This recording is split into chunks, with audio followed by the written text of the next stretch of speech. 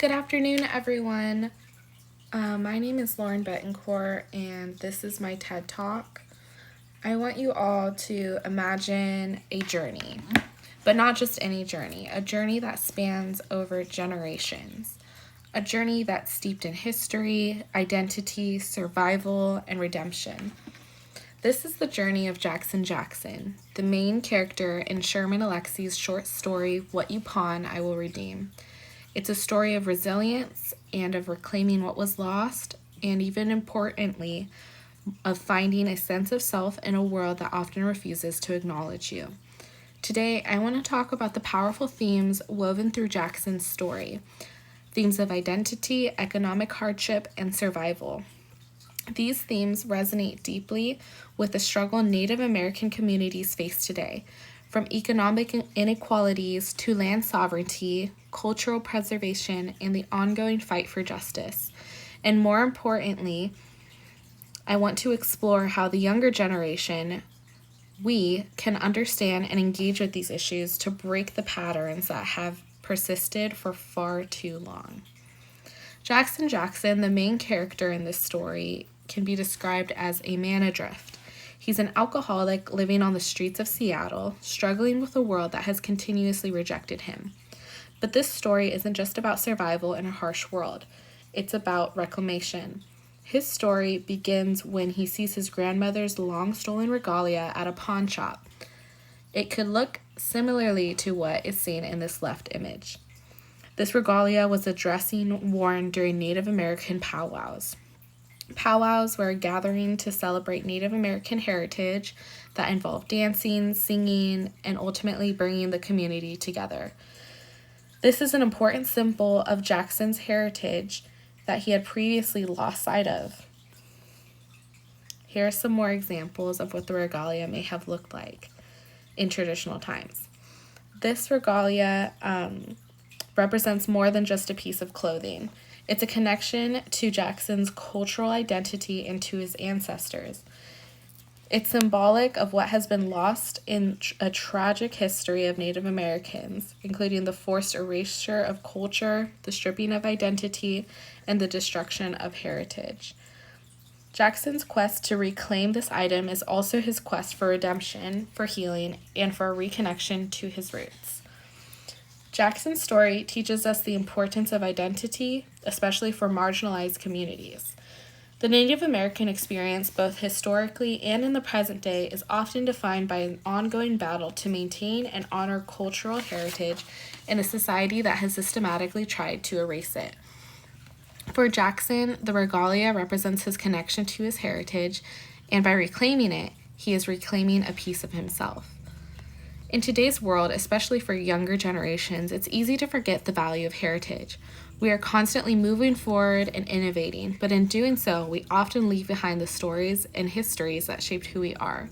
For Native American communities, the threat of losing that heritage is very real. The pressure to assimilate into a mainstream culture that has often marginalized and misrepresented them makes it harder to hold on to what makes them unique. Sherman Alexie's story serves as a reminder that identity isn't just something you're born with, it's something you must actively preserve and protect. This is something we as young people need to understand, especially in the face of a world that is increasingly values profit over people and convenience over culture. Jackson's journey is also a stark portrayal of economic hardship. He is homeless and struggling to keep himself warm, fed, and even alive. Yet he's driven by a deep belief that the regalia can be redeemed. His struggle is symbolic of the larger economic struggles faced by Native American communities that are often left out of the economic prosperity many of us take for granted. In today's age, Native Americans face some of the highest poverty rates in the U.S., experience the second highest rate of homelessness, with limited access to healthcare, education, and job opportunities. Please see this chart that I've attached to this slide. This chart shows the poverty levels for Native American groups before and after the pandemic, and you can see that they are significantly higher than many other groups. This systematic economic inequality continues to plague many Native American reservations and urban populations alike. The government has historically failed to honor treaties that were supposed to guarantee land and resources, and these broken promises have a long-lasting impact on the well-being of Native Americans.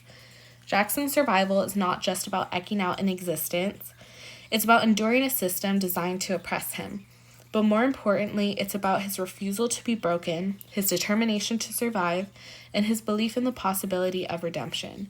It's that belief and that hope that fuels the fight for Native American rights today. This brings me to a broader political climate. The issues presented in Sherman Alexie's story are not just relics of the past, but they are still very much alive today. The Standing Rock protests of 2016 are a great example of this. During this time, many Native Americans came together to protect their land, water, and culture.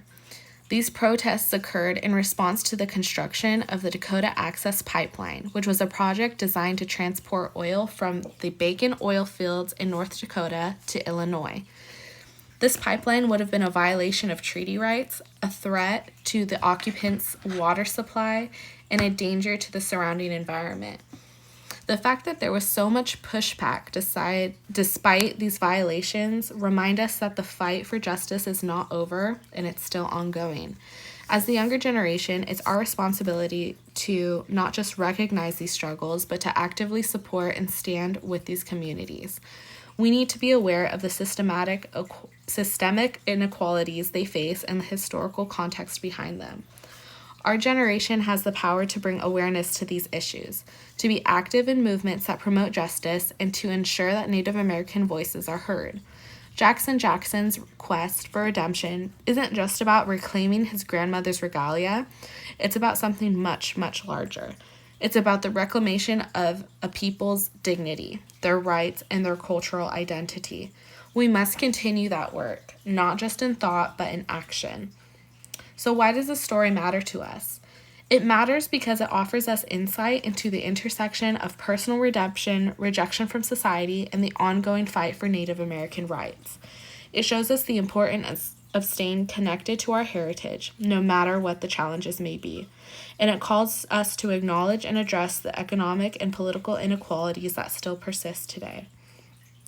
In Sherman Alexie's What You Pawn, I Will Redeem, Jackson's journey may be a personal one, but it's also a collective example of one. A story that speaks to the broader struggles of Native Americans throughout history and into today. We, as a younger generation, must take responsibility for understanding these themes and, more importantly, to contribute to the fight for justice. You can help by educating yourself on true American history and in turn educating others on the struggles that Native Americans have and do face. You can even take it a step further and donate to organizations such as the National Congress of American Indians, the Native American Rights Fund, First Nations Development Institute, and American Indian College Fund. These organizations are specifically designed to reverse the injustices brought upon Native Americans in the past and today.